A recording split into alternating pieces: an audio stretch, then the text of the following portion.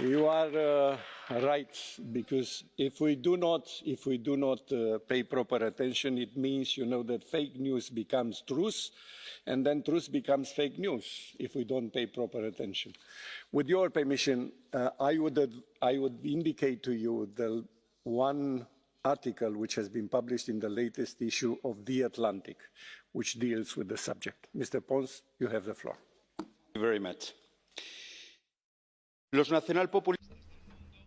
National populists around the world see our representative democracy and our European system as their ideological rival.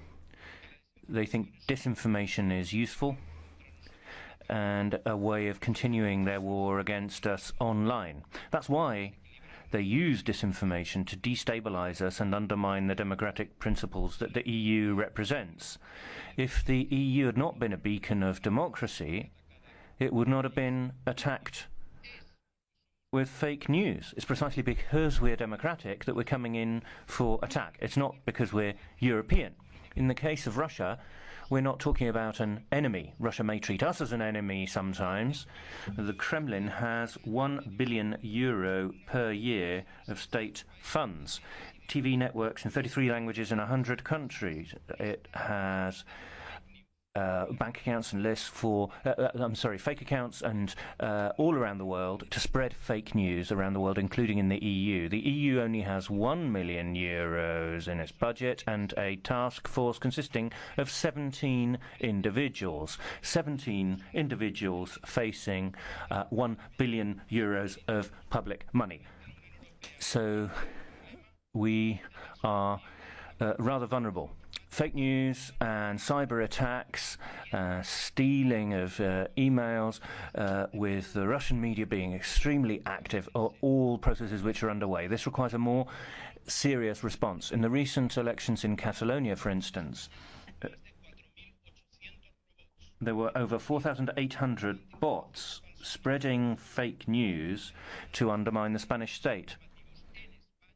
There was Russian news in Spain showing tanks going towards Barcelona, tanks that were only visible on that news channel. So disinformation and propaganda campaigns are a threat to democracy, and we should treat them as such. We're not trying to impose the European way of life on anyone else, but we should stand up for the European way of life, defend it. Online too, separation of powers, freedom of speech, rule of law, free press, all of that is a strength, and it should not be a weakness. We are an inconvenient truth for the rest of the world, and post-truth is just another word for lie. Thank you very much, Mrs. Jaakonsaari, for 1 minute. President, it's a fact that Russia's strategic communications in Europe is broad-based and aggressive behavior online has increased. We talk about an information war, but there have always been information wars in times of peace and war. The relations between the EU and Russia are inflamed, and I would like to appeal to the President so that you do your all, so that the Duma and the European Parliament, that the opportunity for interaction and dialogue could exist. So what can we do about to repel disinformation and fake news? As has become clear, the EU's strategic communications has to be strengthened and has to have more resources. But also the media, social media, investigative journalism, think tanks, NGOs, they all have their role to play in helping people to separate facts and fake news. And as has been said here, media literacy is particularly important. The EU alone can't do everything. The member states must be on board. The Swedish Prime Minister Stefan Löfven said last week at the security conference that Sweden would set up a psychological defense unit, And when the EU is strengthening its own defence, we also should put psychological defence on our agenda. That's the key word here. Thank you. Thank you. Mr. Zile now for 2 minutes. Thank you, Mr. Chairman. I remember about 4 years ago, after the Crimean occupation, I talked with a colleague of mine about what is being registered about this event. And of course, we are talking about a broadcaster, that we always support this freedom of speech, and we are not worried about it. I think it's an example that we do not appreciate or evaluate enough what Putin's regime can do. Cyber attacks, leaks from various organizations, and the leakers afterwards are found in Russia. And many in the West thought that this was a kind of a bugbear of the Baltic states or former Eastern Bloc countries. No, we see that Russia can get involved in the information war very successfully, and we see it in America and in Europe and in the political processes. We did not see the proportion of lies and falsehood and truth. And these proportions can be different. The Kremlin leaders can say that their hackers and their trolls do it on their own. They are not paid for that. And when we speak about the robots and the bots that cause these informations, we have to remember that freedom of speech does not mean that the robots have the freedom of speech. People have the freedom of speech, not the robots. And this is what we have to understand. And that's why I think it's extremely important to understand that our medicine against this propaganda has to be non-traditional. Otherwise, we'll lose this battle. Thank you. Thank you, Mr. Van Balen, for 2 minutes. Cornelius, you have the floor. Thank you, Mr. President. Fake news is, of course, of all ages. It has always been there. It comes from many states and also from private actors. But today, in the internet age, it is for people very unclear where does it come from? Who has sent this news? And in order, indeed, like the Commissioner said, to have media literacy, it should be clear who has written these messages. Interesting is that those who were at Maidan Square to be there to support the democratic revolution against, let me say, the cronies of Mr. Putin, we find ourselves back on internet. I've seen myself at Maidan Square with big guns in my hands, but the guns were that big that they were bigger than my hands itself. So normally you should say it's nonsense, but people believe it. Why were you at Maidan Square with a gun? Well, again, I was not. So I am sympathetic to the idea of Macron, President Macron of France, to say it must be transparent, also on platforms. Where does the news come from? It's not to have, let me say, a negative impact on news. There should be freedom of news, but it should be transparent. Where does it come from? You have also to see who sponsors it. Because if you read on internet, you should know, is this supported by a state or by a private agency? So there must be transparency. That is the most important thing concerning this. And again, the best thing is that we provide not counter-propaganda, but facts. Facts, facts, facts, so that the Russians, but also the Chinese people and others can have access to sources they normally don't have. Again, let us try to be active and not selective. So it's not only Russia. Yeah, it's Russia, but it's also China and others. Thank you very much. Thank you. Mulțumim. Doamna Thank you, Mrs. Spinelli, for 1 minute. Thank you, President. You have to be careful using phrases like fake news, These are ambiguous expressions, and they can be used themselves for purposes of propaganda and censorship. I'm not trying to defend the Russian regime by that. I'm just rather sceptical about references to interference in US and European elections. There is no evidence of such interference.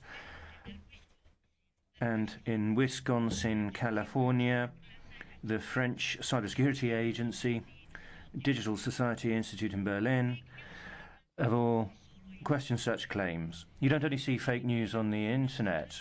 The Iraq war was being covered in the mainstream media. There were blatant lies about weapons of mass destruction in the mainstream media about Iraq. So people are vehemently condemning what they call fake news, calling for censorship of the internet, and the same people disseminate fake news, which is leading us into a dangerous Cold War with Russia. Thank you, Mrs. Rebecca Harms, for 2 minutes. Sehr geehrte Kolleginnen, dear colleagues, for a long time we've been aware that Russia's propaganda media, but also some of the politicians in Russia, are doing their best to promote divisions and polarization within Europe, undermining democratic debate and strengthening Euroscepticism.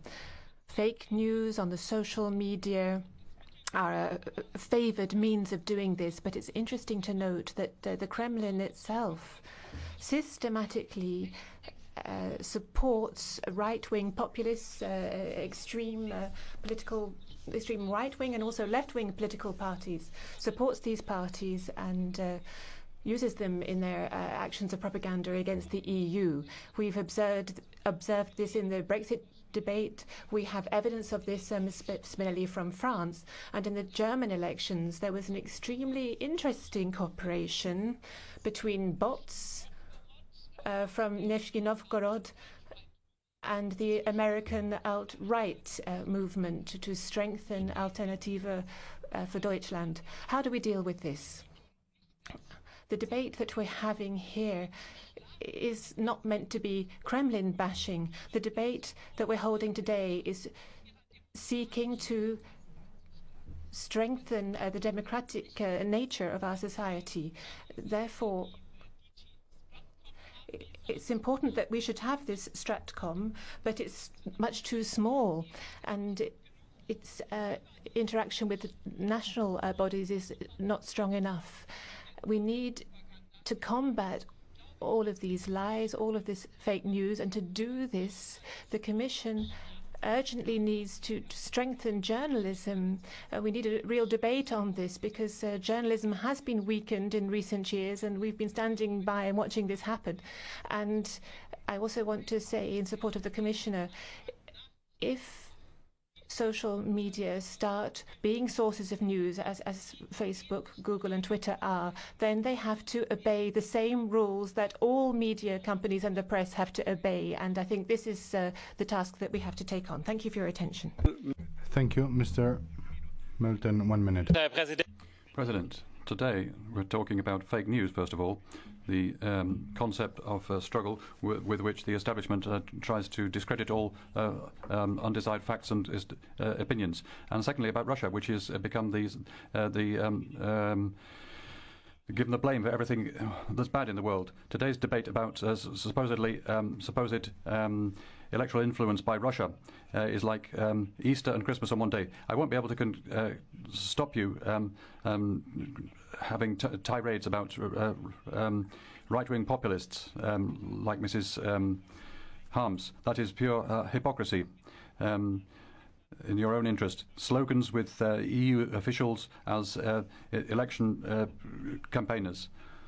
Quality news should be from the government. And if you do things like that, you have no right to complain about Russian influence of elections. You talked about the network law in Germany. You're here in a glass house. Please don't throw stones at it. Thank you. Thank you. Thank you, President. In this debate, when we raise misgivings, our interlocutor should really be the Duma. Why don't we have a dialogue with our natural interlocutor? We're talking about a major country. It's in Europe. It's not in the EU, but it's in Europe much more than Turkey. You keep talking about fake news. Very recently, we heard that there had been considerable Russian influence on the Italian electorate, but the Italian intelligence services immediately debunked that. We've been told that there was an influence on the Brexit vote and in the democratic rise of Catalan separatism. But if people go out and vote, do you think they're really going out and voting because of what Moscow wants them to vote? No, they're voting for what they want until there's any evidence to the contrary. Mike, 1 minute. Mulțumesc, domnule președinte. Thank you, President. Słucham Thank you, Mr. President. tego zwłaszcza pierwszych przemówień i czuję się... Ladies and gentlemen, I have listened very carefully to the debate so far, and it seems to me that I'm in the Central Committee of the USSR. These are exactly the slogans that we used to hear, that we have to combat enemies of our socialist democracy. I am old enough to remember those days of the USSR, and they seem to be back again.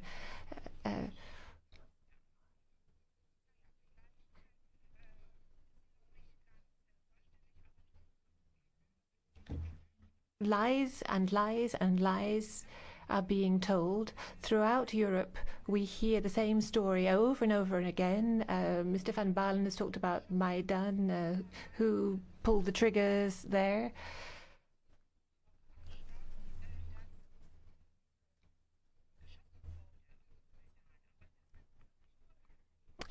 These are all lies that have been told about the Maidan. Thank you, Mr. McAllister. Mr. President, ladies and gentlemen, dear colleagues, as previous speakers have already pointed out, Russian disinformation campaigns are intended to undermine objective or ethical journalism while casting all information as biased or as an instrument of political power. And I do agree we have to tackle these challenges. It's high time to build up the resilience of our union. In my opinion, this should include 4 points. Firstly, to thoroughly investigate Russian interferences in election campaigns. Secondly, to impose targeted sanctions against hacking and falsified publication of sensitive data. Thirdly, to turn the eStratcom task force into a permanent EU structure with adequate funding and increased personnel. And fourthly, to develop an effective, well-targeted and tailor-made strategy how to communicate and promote our European policies and values.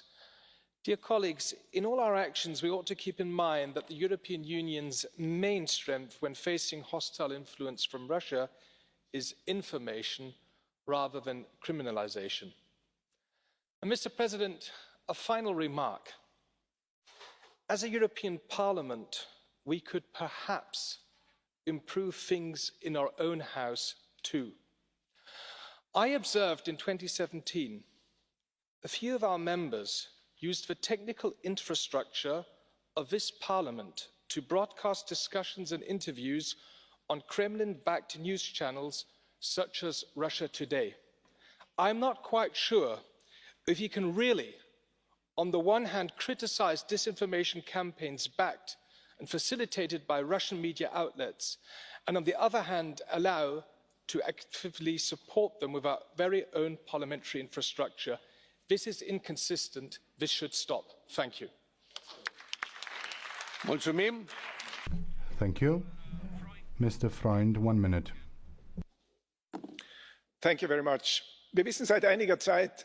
For some time, for about a year, when it comes to spreading lies and fake news is possible from the White House. But there's a difference whether an egocentric politician thinks that he can improve his own standing thereby, whether foreign media companies are destabilizing countries through false information. As shadow rapporteur for my group, for the counter-propaganda report of the European Parliament, I've looked very much at propaganda and targeted false information.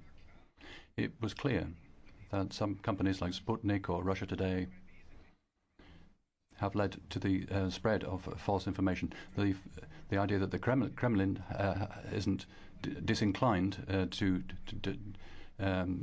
send things through Russia Today is not denied. We need a clear strategy in Europe. It's important to protect ourselves against influence from outside and to prevent the radicalization and insecurity amongst European citizens. Thank you very much. Mrs. Fotyga, 1 minute and 30 seconds. Thank you.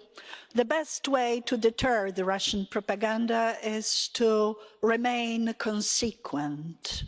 Every time we feel temptation for rapprochement with Russia, we have to know there are necessary prices to be paid, usually among weakest among us. 8 years ago, the Smolensk catastrophe happened. The Russian propaganda during a quarter of an hour was extremely successful all over the world, including our countries. Listen to the sound of silence when I even mention this thing nowadays. We have to know that next time we wish to go into deeper dialogue over the heads of others, there are victims, this time probably among Ukrainian children. Thank you. Thank you, Mr. Lokegaard, 2 minutes. Colleagues, fake news comes from Russia, and the debate of fake news in Russia. Russia clearly has started the latest phase in the debate, and Russia is the place where this will end. In the Liberal Group, we've tried to have a plan and proposals to tackle this with many strands. There's data protection, transparency, misuse of personal data. We have focus, better education of young people so that they can know what to do online. We should have online media responsibility. Actors in the market should have self-regulation. We should make sure there are support mechanisms for journalism. Make sure, as colleagues have said, we should have act on fake news coming from Russia. As colleagues have said, I support the East Stratcom force, which has been set up, and we supporting them. And those are the points with which we can address this in a sensible way.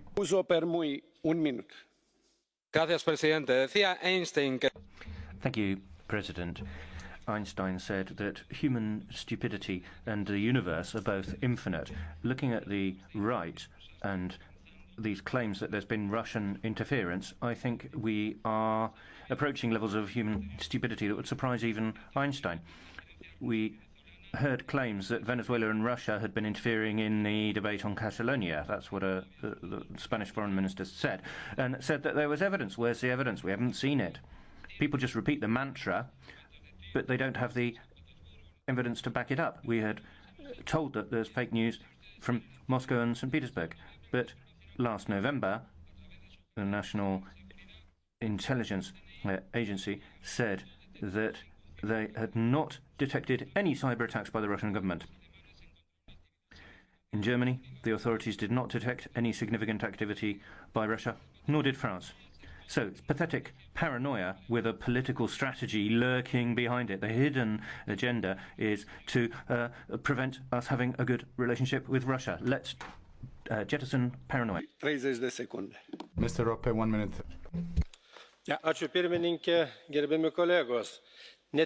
Thank you, Chairman, colleagues.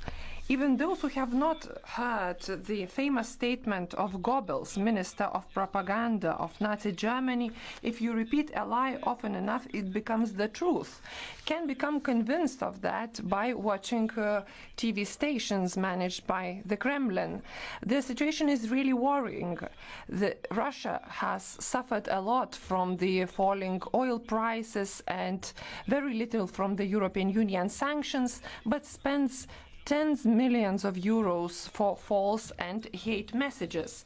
Russia is not the only threat, Russia that has become the hostage of Putin.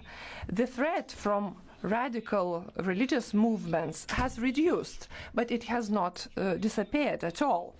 We can only be happy that here in the EU institutions we have realized the real threat of hostile propaganda. Some few years ago, only a few separate states, such as Lithuania, talked about such information threats.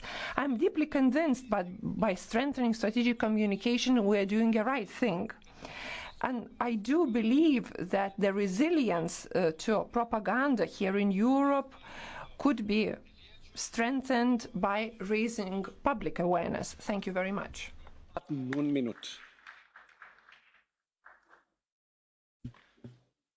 Thank you very much. Now, just so there's no misunderstanding about my position on Russia, I'll repeat what I've said many times before. Mr. Putin is a gangster that runs a gangster state.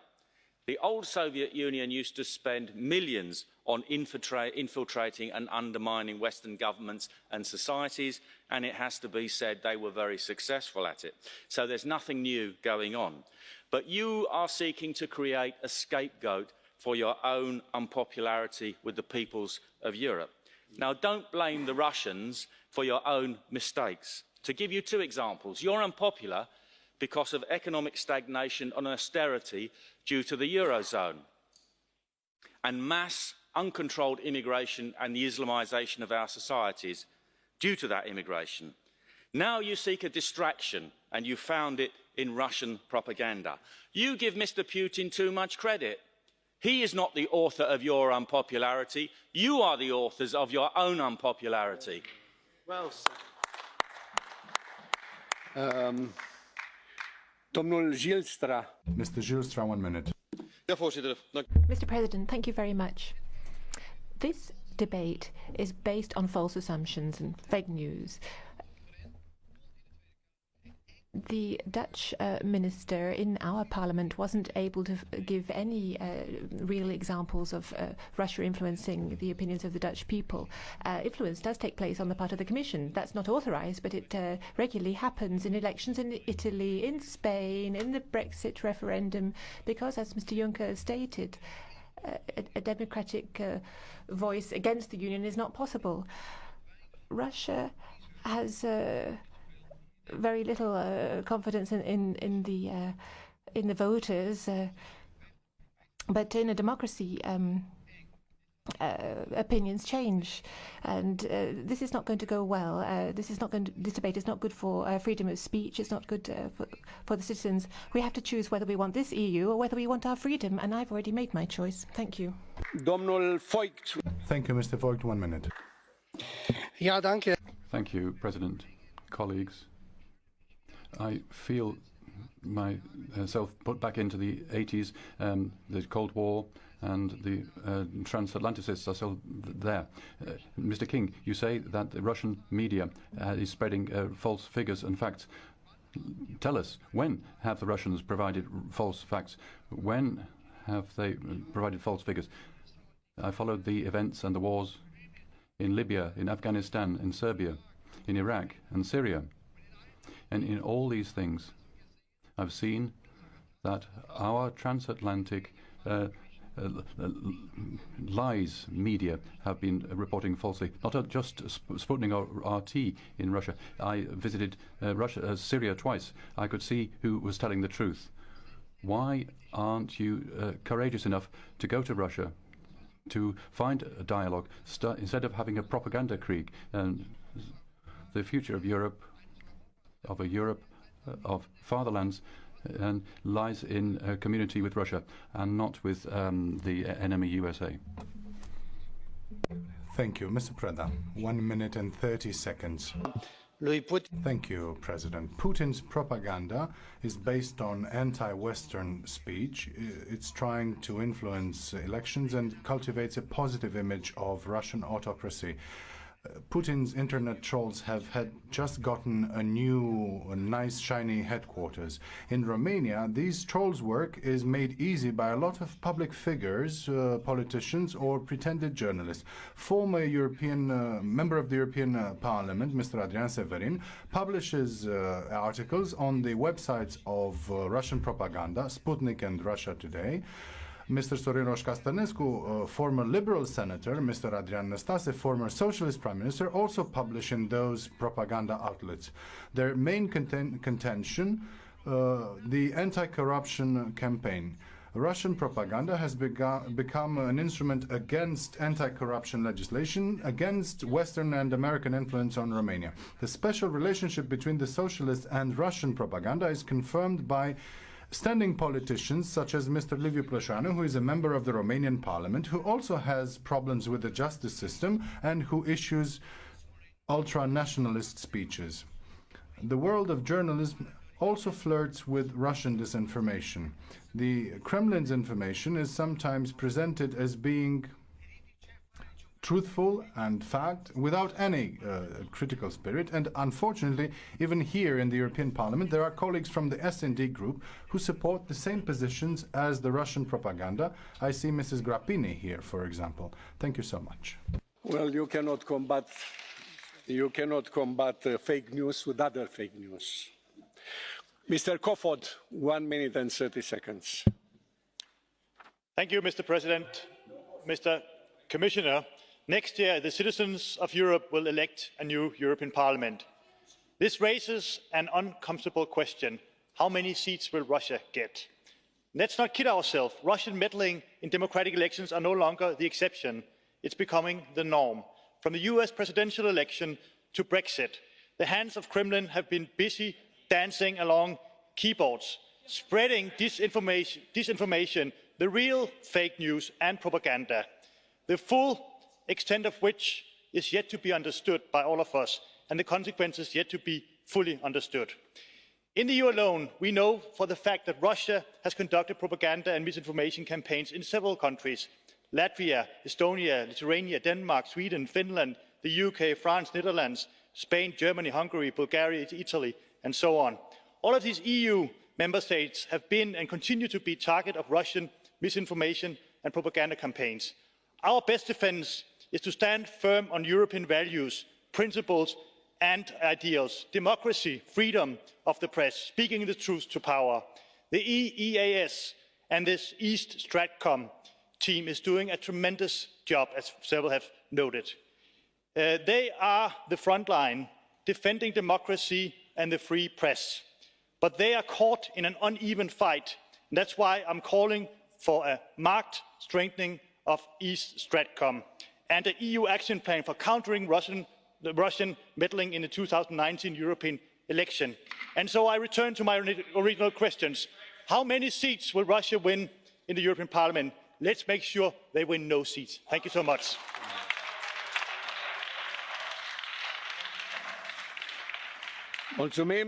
Thank you. Mr. Jambatsky, 1 minute and 30 seconds. Thank you, Chair.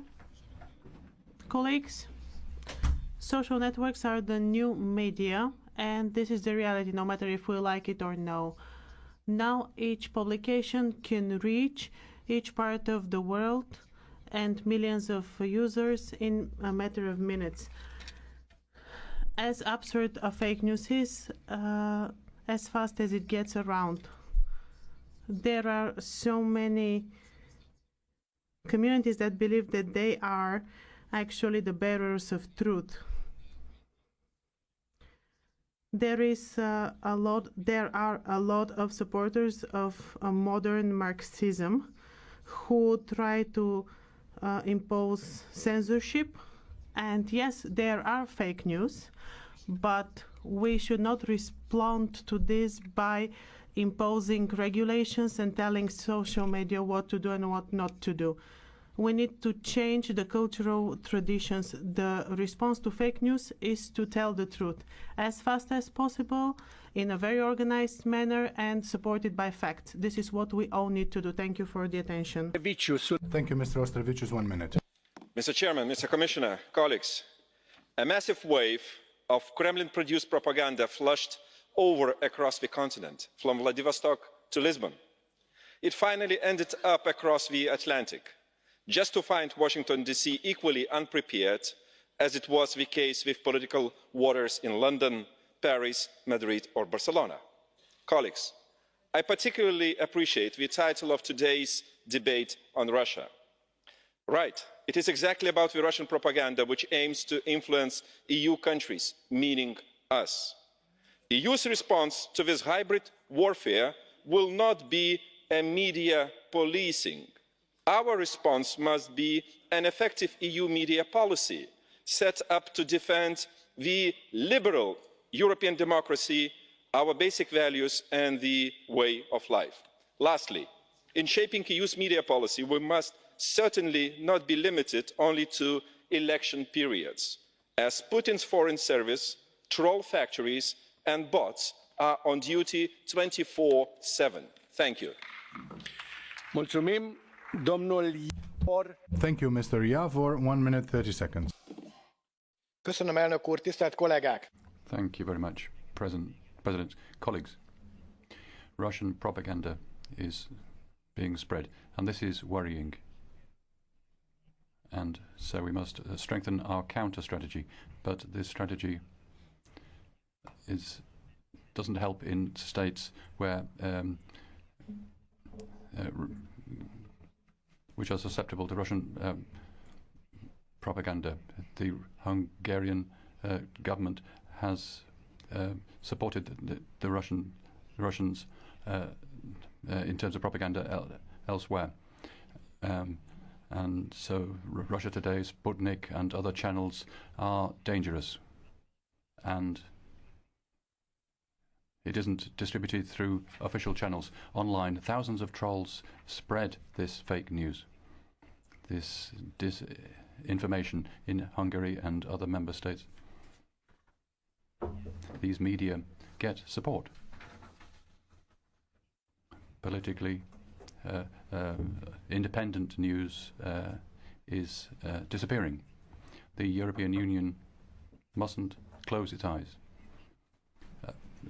when it comes to these states where public broadcasters are the most important consumers of fake news, and therefore it's necessary that the EU recognizes that if we need a free press which must be supported. Thank you. Domnul Coburn, 1 minute. Thank you, Mr. Coburn. 1 minute. Mr. President. We're again discussing the influence of the so-called Russian propaganda in EU countries. What about the millions in EU propaganda to pervert the democratic decisions of the Irish, the Dutch and the French on the Lisbon Treaty? And you spent millions in EU propaganda to prevent Brexit. Aided and abetted, of course, by the BBC, the Brussels Broadcasting Corporation, which also receives largesse, I believe, from the EU. This destroys any impartiality or credibility that they might have had. Fortunately, the British public saw through that one. But the EU is still trying to do this by setting up the Orwellian propaganda machine to push the EU project and subvert national democracies. In your own words, challenging Euroscepticism. Well, it's pure pravda, as the old Soviet Union called it, pure pravda. I am more concerned with the EU propaganda than the clunky Russian version, and I assure you, so are most other people. And Mr. McAllister talked about Russia Today. Well, Russia Today gave UKIP a voice in the days when we couldn't get it on the BBC. So perhaps they are defending freedom, and a freedom you lot want to close down. So thank God for them. Sir, you practically managed to transform a blue card into a speech in the end of your intervention, which they are not allowed. Yeah, yes, but we also have to respect the time limit, because otherwise other colleagues could not exercise their democratic role to speak, the right to speak. Anyway, Mr. Pretzel, 1 minute.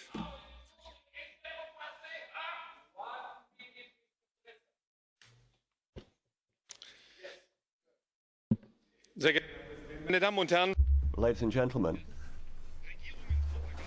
well, that government spread propaganda all around the world is nothing new, and that Russia was involved is not particularly surprising.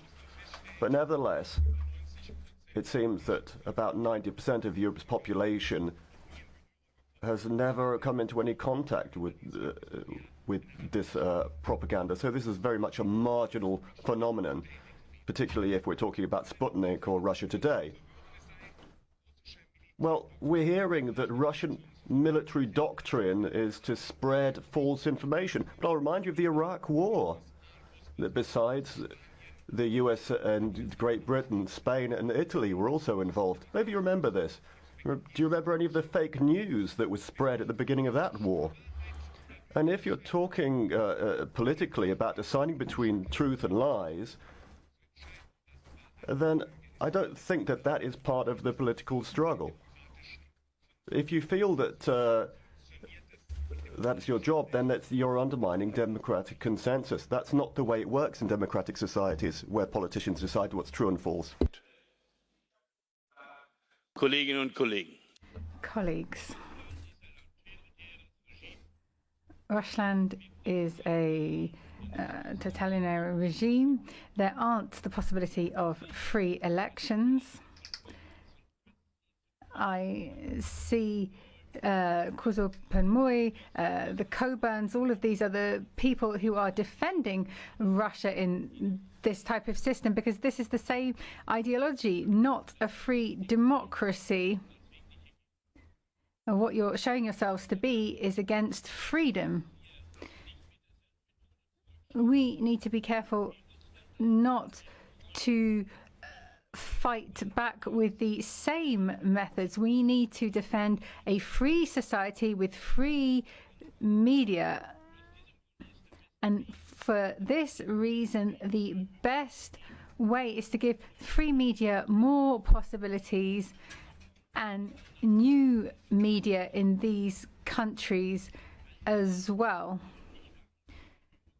We have to make it very clear to our people what are lies, and we need to find ways to be very clear when this is misinformation or lies.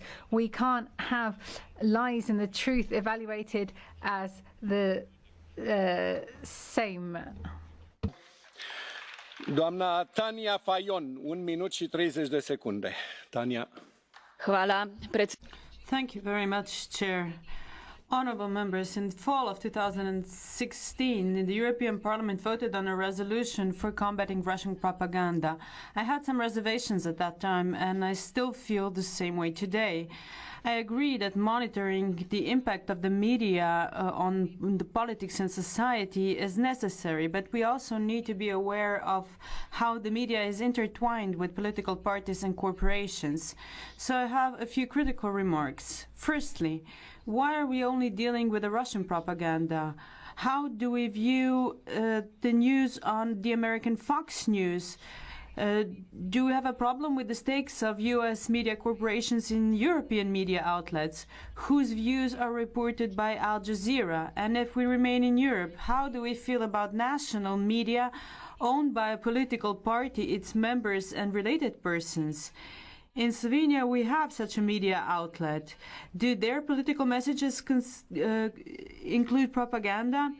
And secondly, the reporting by Sputnik and Russia Today should perhaps be seen as an attempt of Russia, after years of Western domination in the media, to try to find their own place in the media world. I hope that the establishment of the expensive department for combating Russian propaganda will bring results.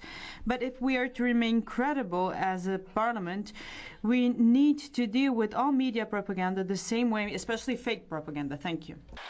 Domnul Kuzmiuk, 1 minute. Dziękuję bardzo, panie przewodniczący. Well, thank you very much, President, Commissioner. I am taking the floor now to draw your attention to three aspects. First and foremost, the importance of the report adopted by the Parliament in November 2016, prepared by Polish member Madame Anna Fotyga. That report was devoted to a large extent to Russian propaganda, and the conclusions from that report are now being implemented. Secondly, we will have a Stratcom institution combating disinformation and conducting educational campaigns. But I think this institution should rather be excluded from the EU External Action Service. It should be an independent EU agency. Then thirdly, I want to commend you on increasing funds on combating Russian propaganda by €1 million. But let me also remind you that Russia spends 1,000 times more per annum on only one station. Thank you.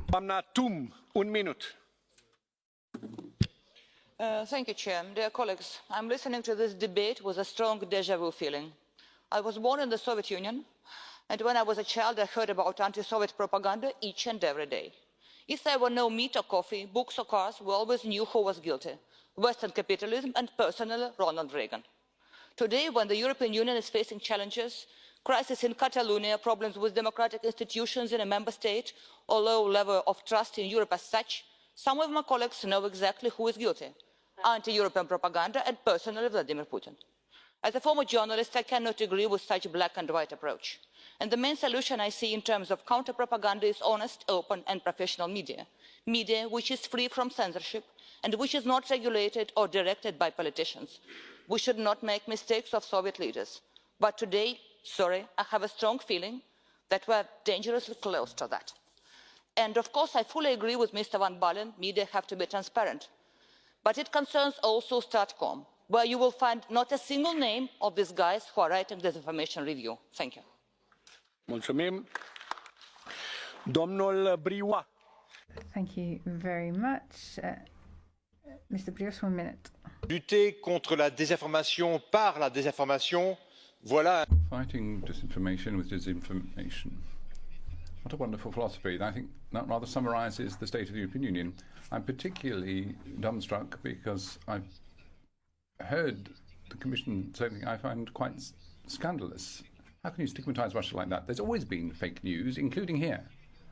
If the European Union wants to hunt down fake news, perhaps it should start by putting its own house in order first. In its dealings with certain media that obtain public funding and very often actually disseminate false information and clearly have a bearing on elections in the member states. The European Union is accusing the Kremlin of funding a disinformation campaign against Europe. Well, you won't make many enemies with this fine strategy, but Russia is actually a very convenient scapegoat for you, isn't it? Because what you can't really bear is the idea that anyone could speak out with a dissident voice to what you say. Well, rather than hunting against Russian influence, start out with the Islamists, maybe. Doamna de Lange. Mrs. de Lange, next 1 minute. Thank you, President. This debate isn't just about Russia. It's much deeper than that. In the public space, we think it only natural that we know who and what we're dealing with. But on the internet and social media, you can spread anything anonymously. A Dutch troll who was active during the Ukrainian referendum once revealed, said, yes, of course I was lying about Ukraine. Firms, teachers, need to equip themselves with the tools to draw the distinction between true and false information. Now, the Commission needs to address the issue how we tackle anonymity on the internet. And there we have to strike the proper balance between privacy and transparency. If Twitter can signal who's the real Beyonce out of all the false ones, then why is it impossible to draw a distinction between who is actually the owner of a computer, who's not? This is the heart of our democracy. In English. Especially for our colleagues from the ENF, a short quote by Hannah Arendt. The ideal subject of totalitarian rule is not the convinced Nazi or the dedicated communist, but people for whom the distinction between fact and fiction, true or false, no longer exists. Thank you very much. Thank you. But I am afraid that technology today has eliminated our privacy. Technology today has eliminated our privacy. That's my belief. Mr. Benifei, 1 minute. Grazie, Presidente. Yes, thank you very much, President. The work that's been done over the last few months to try and prevent external influence has been intensifying. Commissioner Maria Gabriel has been making very positive efforts together with Federica Mogherini and the External Action Service with Stratcom, which is trying to improve the communication of the EU in the countries of the Eastern neighbourhood. Nevertheless, at the same time, we shouldn't be focusing only on Russia. We do need to maintain a political dialogue with Russia because we don't involuntarily want to strengthen the hold of Putin on his country. The efforts to destabilize Europe is certainly a serious issue, and it's been pretty much proven to be happening. But we have to ensure that the European Union makes a real leap forward in institutional terms to try and more effectively combat this kind of phenomenon. Mrs. McAvey, 1 minute. Thank you very much. We have been talking for a long time about Russian propaganda. This is something which is real, and this is something which is a threat for us. Just a week ago, US senators, in a 200-page report, wrote specifically about how the US electoral process had been influenced by the Russians. So once again, we have confirmation that Russia is intentionally influencing elections and interfering in others' democracy. The Kremlin is involved in manipulation, misinformation, lies.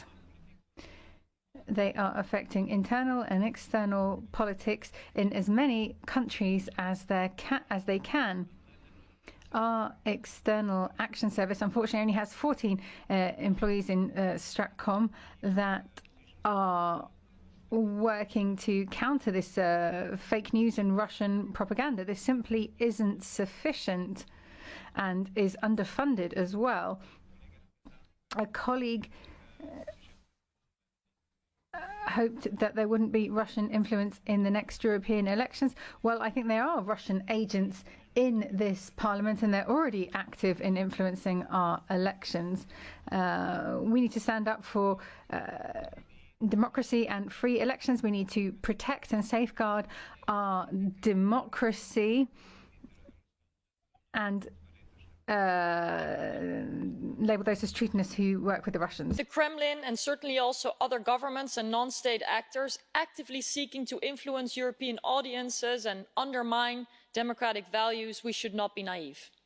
What is new is the exponential spread through social media, the intransparency of political advertisements online, as well as the selection of the order of information by unaccountable companies' algorithms. This impacts people's access to information and thus democratic resilience. But in the quest for solutions, the worst thing we can do is to erode the very freedoms we need to defend. A few action points. We need transparency rules for political advertisements online. We need algorithmic accountability and the tackling of botnets and trolls. We should actively try to reach Russian-speaking minorities in Europe and populations in the countries around Europe directly in Russian language with pluralist sources and opinions. We should defend and promote democratic values in Europe and abroad and not compromise them. Kovacev, 1 minute. Mr. Kovacev, 1 minute.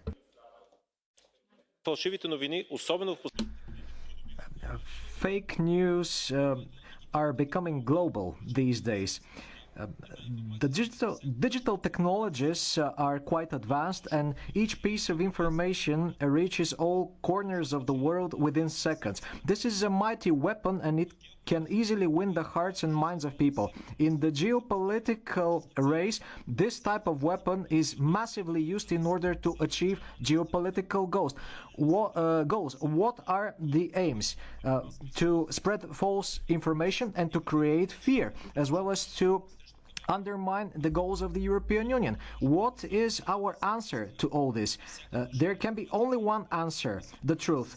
Each false information should be combated only by using the truth. That is why I call upon all the member states and the EU to invest in people, in human resources, in order to combat false information and fake news. I can quote many examples from my country. The Western Balkans are specifically threatened because the idea of the false information there is to change the attitudes of people. Thank you, President. Putin, the president of Russia, has a new weapon in his arsenal against Western democracies: deliberate dissemination of false information via the social media, amongst other channels, but as we've seen from today's debate, also by means of financing political parties within Europe. He can thereby disrupt democratic processes. The greatest threat is to Russia's neighbours, much younger democracies. But we've also seen how Russian propaganda was effective in the instance of Brexit and the US elections. And we must acknowledge that Russian propaganda does pose a serious threat to our open democratic society. That is the case, and we must therefore do more to protect our citizens from it. The European Commission is coming forward with recommendations in the first part of this year, with rules for the internet that would have an impact on what we actually are able to see. Then we'd have to have an annual debate in the European Parliament on the basis of information from .com so that we can debate the situation. 1 minute. Mr. Jurek, 1 minute. President, ladies and gentlemen, at the very foundation of our security in the East, the foundation of the security and independence of our neighboring countries, is our real and not virtual solidarity. I'm talking about solidarity in the security policy. Today, in this room, we have heard a representative of the German Social Democrats, which is one of the biggest political parties in Europe, saying and trying to convince the Council that it is now high time to normalize our relations with Russia. The Crimea is still being occupied. Russia still isn't prepared to return the wreckage of the airplane in which the Polish president died, and which is the main piece of evidence in a court proceedings that is still underway in our country. And we are now talking about normalization. So what should the new norm be, as described by our colleague sitting here in the very center of this parliament? What is it? Is former Chancellor Schröder's career now as a friend to President Putin? Weigel, 1 minute. Spoštovani, nisam prepričan. Ladies and gentlemen, I'm not convinced that it is really necessary for us to come back to this subject in the European Parliament. I think we have much more important issues to debate. Creating fake stories and news, including acts that, in a way, convey a message that we want to interfere in political activities in other countries, leads to tensions at the international arena. However, the citizens in the EU can believe in the EU and in its values. Russia is using the instruments of the Cold War, and using these instruments usually precedes the actual war. Whenever we are highlighting how other people are acting unacceptably, we must be careful that we do not fall in the same trap, because nowadays we have many means available, and these means are used by people who know how to use them. Thank you.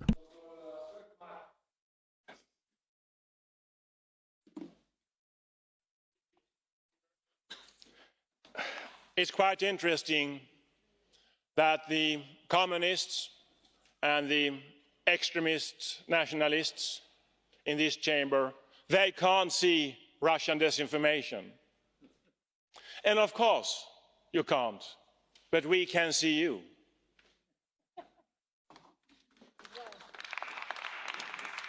And we see that you are giving the same message of extremism and conflicts and dislike for democracy as Russian disinformation tries to impose on our societies.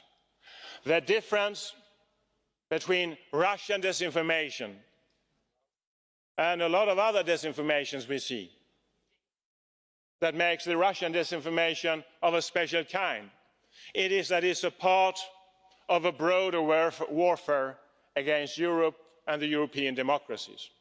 It cannot be seen isolated from all other things that Russia does. It must be defeated, disclosed, and we must tell them, we will win and you will lose.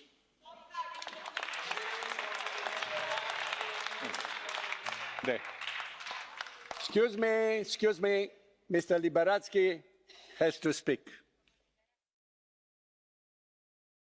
Thank you very much, President. Thank you for speaking on my behalf and for me. Ladies and gentlemen, there is no need to be surprised. We've always seen propaganda and propaganda-related activities in this world. Are you surprised that Russia is not happy about the European Union getting stronger? Why should it be happy about it, since it has lost the influence in so many countries? It is certain, it is obvious that it's going to act in order to weaken the situation within the European Union.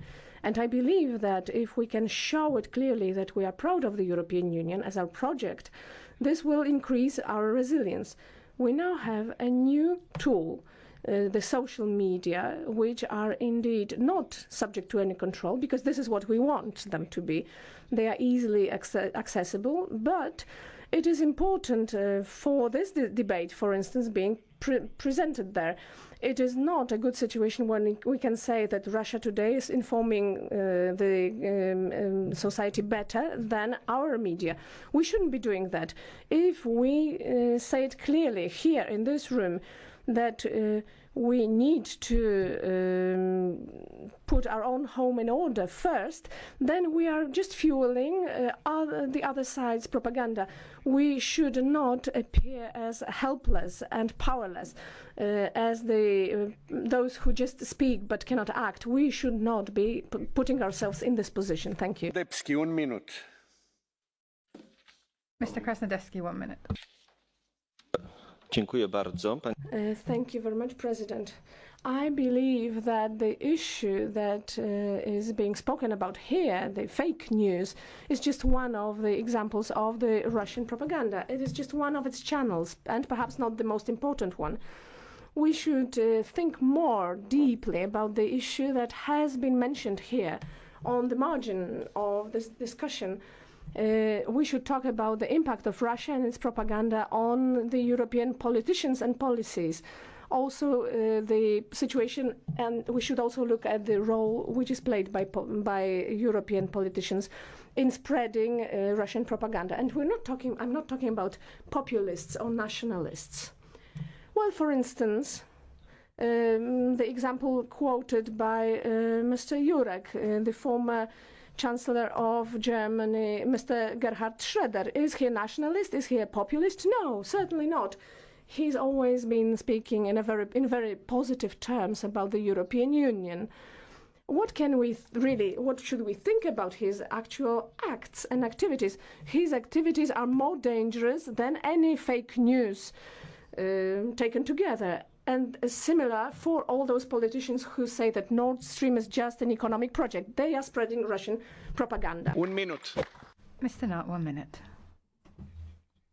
Thank you very much, President. There are certain facts which are decisive here. There are servers in Russia which are sending and multiplying false information over our networks. These messages have an aim of fracturing our society. These servers require high investments in terms of personnel and infrastructure. For the financing is not known or justified because it's not made public. 5, the police and intelligence services in Russia are extremely effective. 6, this situation does not improve relations between the EU and the Russian Federation. It's very difficult for them to continue frozen in this way. 7, why are the Russian authorities permitting this type of activity? President Macron had the common sense to put in place legislation to block this information, this toxic information. So what is the EU going to do along similar lines? Thank you. Mr. Chetowski, 1 minute. Thank you, President. One remark from me on the history. Before the World War II, many nations and Jews lived together. What did happen then? What did Jews did differently that when the Nazis came to power, that people changed their opinions about the Jews and the same people who used to live with Jews were willing to give Jews to the Nazis. If we repeat a lie 100 times, be it a lie about the European Union or anything else, it becomes true. And if we do not realize this, then the EU does not have any future. And this is not something that I would wish. And therefore, I'm grateful we are having this debate today. That's why I'm happy that I can appeal upon the Commission to invest more into organizations combating any kind of propaganda. Thank you. López Aguilar, 1 minute. Mr. López Aguilar, 1 minute. Thank you, President. Commissioner, Henry Kissinger wants it to Robert McMurray. Paranoid. It doesn't mean that I don't have real enemies. Podemos discutir si la... We can discuss whether this is the right strategy. But there is a real issue here. Propaganda as a political tool didn't expire with the dictatorships that were overthrown in World War II. Now, in hybrid warfare, we have fake news, intoxication and blackmail going on. Now, it's true the threat isn't posed solely by Russia, and it doesn't only affect its direct neighbours either. But studies carried out by the US Congress, as well as in the UK and European intelligence agencies, show that there are thousands of computer bots based in Russia undermining the foundations of Western democracies. You see what happened in Catalonia with the confusion that was created by their efforts to foment secessionism. And look at how they've attacked Federica Mogherini. We have to equip ourselves to fight this real threat. Domnul Zlotowski, 1 minute. Mr. Zlotowski, 1 minute. President, ladies and gentlemen, I am very pleased that we today here, at least the majority of us, we are finally starting to see the Russian propaganda and how dangerous it is to our democracy. But yes, it's true, it would be difficult now to leave this room and say, well, we have said what we have said, but we can't do much about it, as Mr. Liberadzki said. No, we must do something. Russian propaganda is many different phenomena, but we have mentioned one of them, Russia Today. Yes, it is true. They do want to influence public opinion in European Union countries and throughout the world. But we must also be influencing their public opinion. And Europe Today should be our response. And we have had experience, Radio Free Europe. Therefore, the Commission and the EU should support those initiatives. Thank you. Domnul Paet, 1 minute. Mr. Paet, 1 minute. Thank you very much. Tensions between Western societies and Russia bring about a flow of fake news that aim to weaken the European Union. And Europe must become less naive to be able to defend itself in the search of false news and propaganda. A few examples. Most European hotels are showing, among ordinary channels, also the TV channel Russia Today. Some months ago, in this very same European Parliament building, an exhibition was opened showcasing Russian views on the events of Syria. Would anyone imagine having the same kind of EU exhibition in the Russian State Duma right now? Also, European journalists have to be very professional. There is a need to go back to the roots of classical journalism rules. All facts must be checked. You must be critical of your sources, and every Russian media channel should not be considered a trustworthy source. One must be able to distinguish between propaganda channels and real journalism, and it is not that difficult actually. So Europe itself can do a lot to protect its societies from propaganda attacks by using common sense and being less naive. Thank you. Mulțumim, domnul Kelam, un minut. Thank you very much, Mr. Kellam. 1 minute. Thank you very much. I would like to thank, first of all, our StratCom team for their excellent efforts, which should be taken extremely seriously by our governments and foreign policy leaders. Still, they are too small and need much more funding.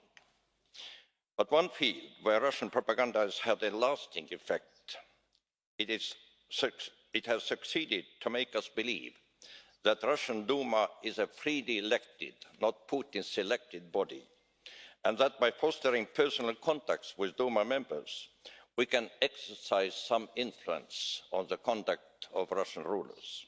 I think the opposite is true.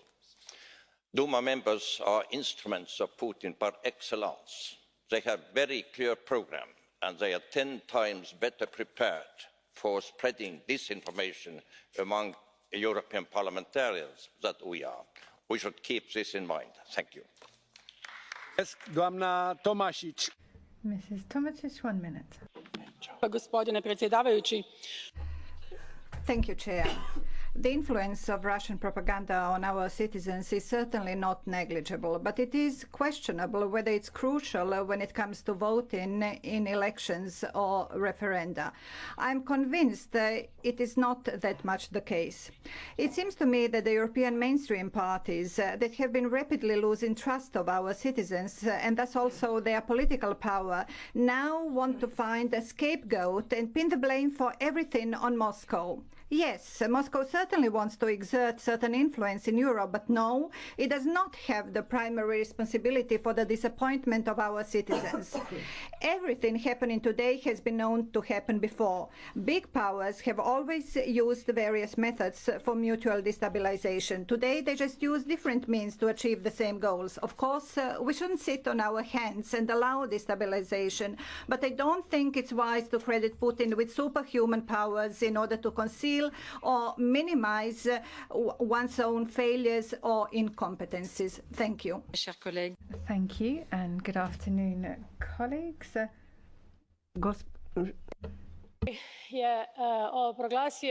Dictionary has declared 2017 the year of fake news. In 2017, this term has been used 100 times more than before. Thank you for having chosen this topic for today's discussion. We want zero tolerance when we speak about hate speech.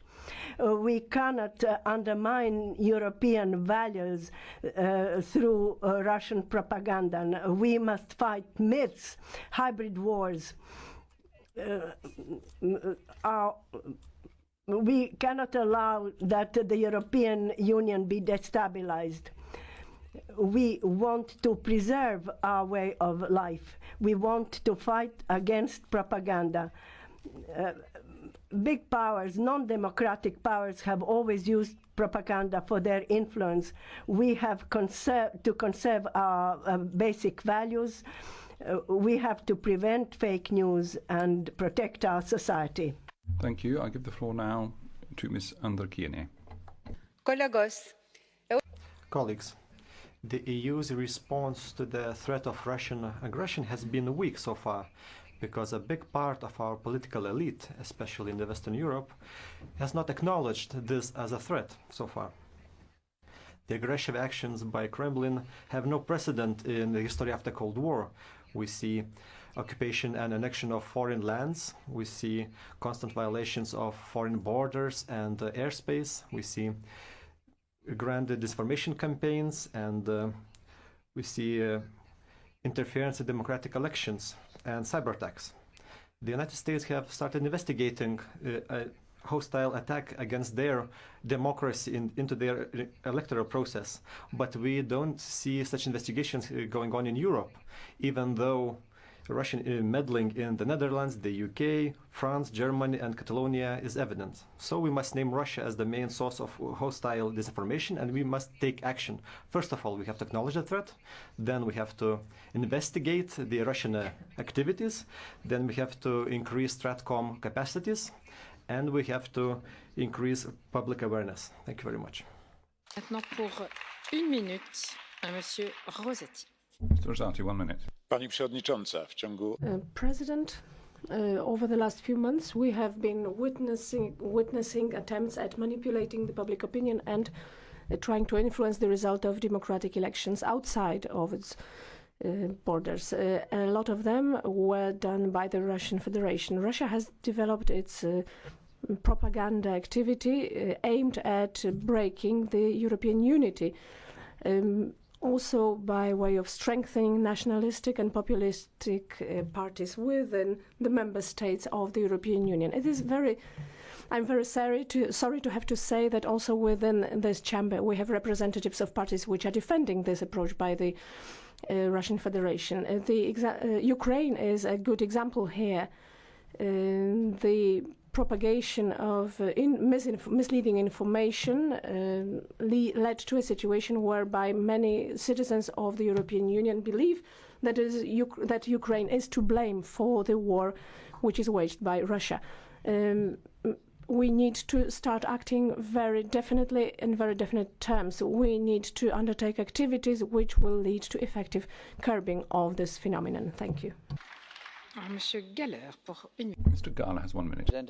Yes, thank you very much, Madam President. Colleagues, I think one important point here is that in the framework of this debate, we are showing our awareness that something is happening here, that Russia is active in this kind of business.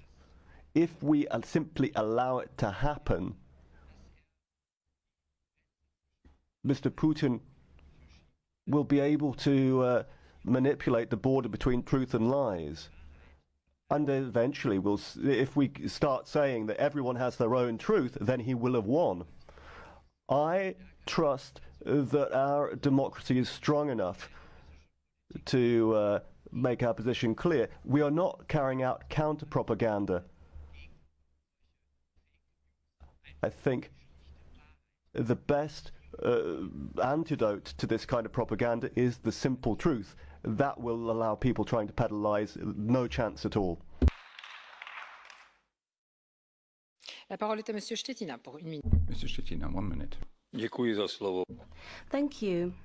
Madam President, ladies and gentlemen, with sadness, I have followed the damage caused by Kremlin's trolls in our member states. The European team, which is to counter disinformation, was set up in 2015 and has slightly over 10 members. Yes, it is true that the East StratCom team has finally been reinforced after numerous calls from this House, however, just by 2 persons.